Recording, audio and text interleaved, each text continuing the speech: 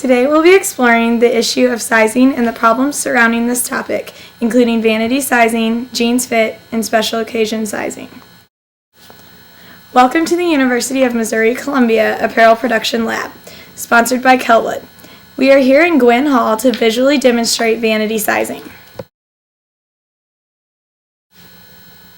Vanity sizing is defined as the practice of using smaller number sizes on bigger clothing patterns to make customers feel good about themselves and become more inclined to buy. These sizing variations are a big contributor to the $194 billion clothing purchases returned in 2010. This amount of returns accounts for more than 8% of all clothing purchases. Standardized size charts exist, but designers often take the liberty to create their own smaller scale regardless of how illogical the numbers are. One example of vanity sizing includes the measurement variation of one specific size from year to year. This mannequin from 1975 has a 25-inch waist. The 1980 mannequin has a 26.5-inch waist.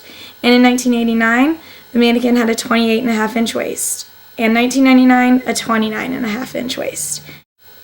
As you can see, the measurements of the same size 10 varies over the years. Hip measurements also increase over time. In 1975, the dress form measures a 36-inch hips. In 1980, 36.5-inch hips. And in 1989, 37 3/4-inch hips. And finally, in 1999, 38-inch hips.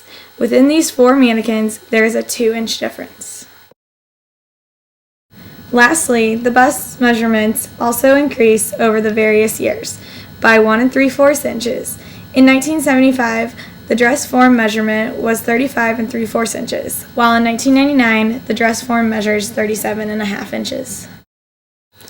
Levi recently launched IntelliFit, with 4 different fits designed to fit 96% of the population and is based on fit, not size. Websites like Zafu.com and MyShape.com have been created to help consumers find the perfect fit through entering measurements and taking a series of quizzes. As discussed in the previous section, part of the problem lies in the lack of sizing consistency. To demonstrate this, we will be trying on jeans from 5 different brands to compare the sizing. At Target, the jean size that fit was a size 7. Next, at Hollister, a size 5 long. At Ann Taylor Loft, we found a size 0 to fit. While at Express, a size 2. And finally, at Gap, another size 0. Another sizing issue in the fashion industry occurs with special occasion sizing. Special occasion fashion is for fancy ceremonial events like weddings and graduations. Bridal sizing is a perfect example of how one's dress size is to their actual size. This issue affects both the bride and the bridesmaids.